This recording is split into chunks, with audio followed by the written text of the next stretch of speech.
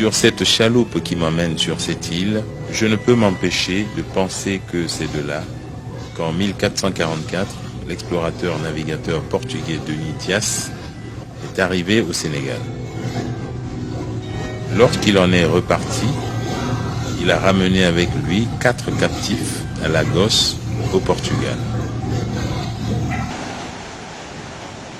Ce fut le début d'une traite négrière qui deviendra systématique vers 1550.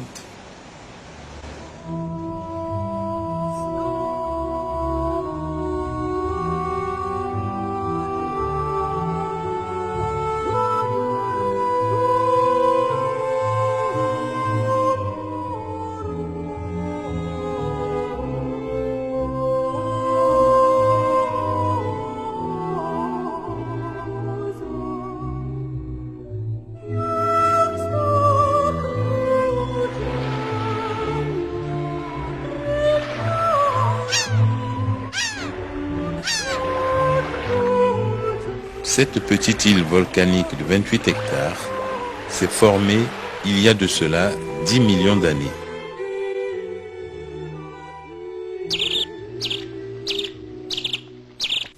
Elle est devenue, malgré elle, durant 3 siècles, la plaque tournante de la traite négrière. 20 millions d'Africains y furent réduits à l'esclavage et furent embarqués ici en direction des Amériques. En 1627, les marchands d'esclaves hollandais reprennent la colonie portugaise de Gorée. En 1677, le vice-amiral d'Estrée chasse les Hollandais de l'île. Jusqu'à la fin de l'Ancien Régime, à l'exception de quelques années de présence anglaise, les Français s'y maintiennent.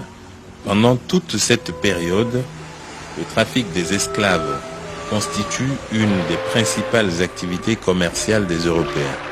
Gorée, par sa situation géographique privilégiée, qui la rendait accessible en toute saison, renforce sa position stratégique tant pour le contrôle de la côte ouest du Sénégal que pour la traite négrière.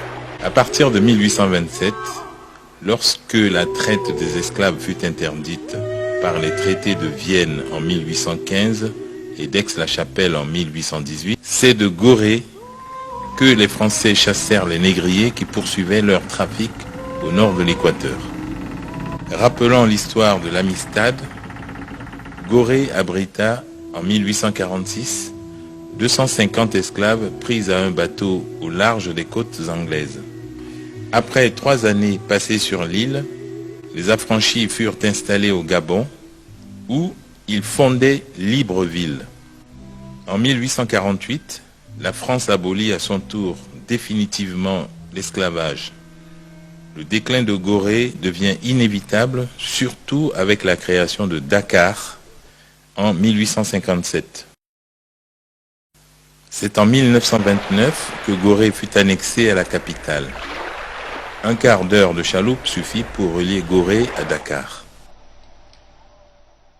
Si je suis à Gorée, c'est par devoir de mémoire et pour visiter la fameuse maison des esclaves. Elle attire chaque année de nombreux visiteurs venus de la planète entière.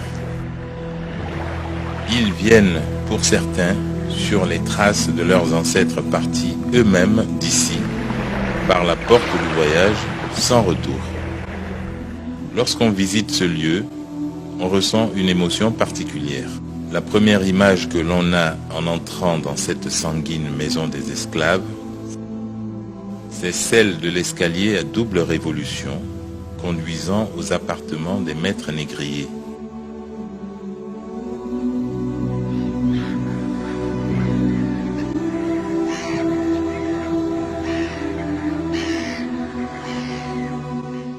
C'est sous cet escalier que se trouvent les cellules où étaient enfermés par catégorie des hommes, des femmes et des enfants qui n'avaient comme seul délit que celui d'être noirs.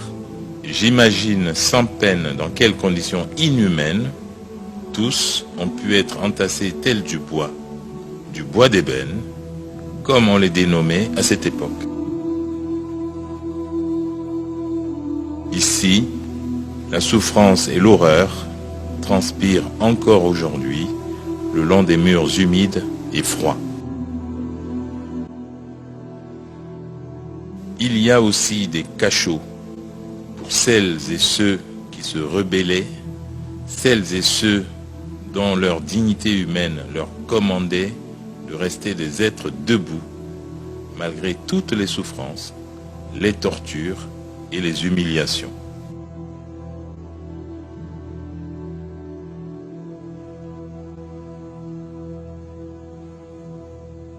Noires sont les pages de l'histoire que celles écrites par les pleurs, les cris, la douleur de mes frères, de mes sœurs, de mes enfants. Ils ont subi les coups de fouet et les brimades de leurs geôliers. Ce lieu est peut-être hanté. J'entends encore le bruit des chaînes.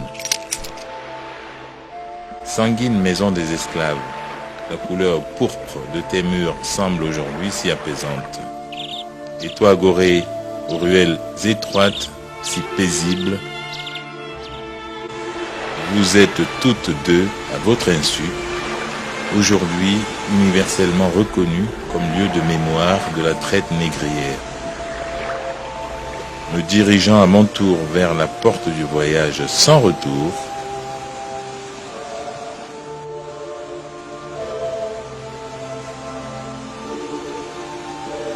je me souviens, face à l'océan, des paroles de Victor Schœlcher. Disons-nous et disons à nos enfants que tant qu'il restera un esclave sur la surface de la terre, l'asservissement de cet homme est une injure permanente faite à la race humaine tout entière. Oui, Gorée, tu es devenu, malgré toi, le symbole de l'esclavage d'une autre époque. Mais j'ai peur aujourd'hui, car il y a encore d'autres Gorées dans le monde qui symbolisent l'esclavage moderne. À quand son abolition? Seule la mémoire de l'eau des vagues qui frappe tes côtes connaît peut-être la réponse. Les hommes, eux, la cherchent encore, mais qui sait, dans combien de temps ils la trouveront?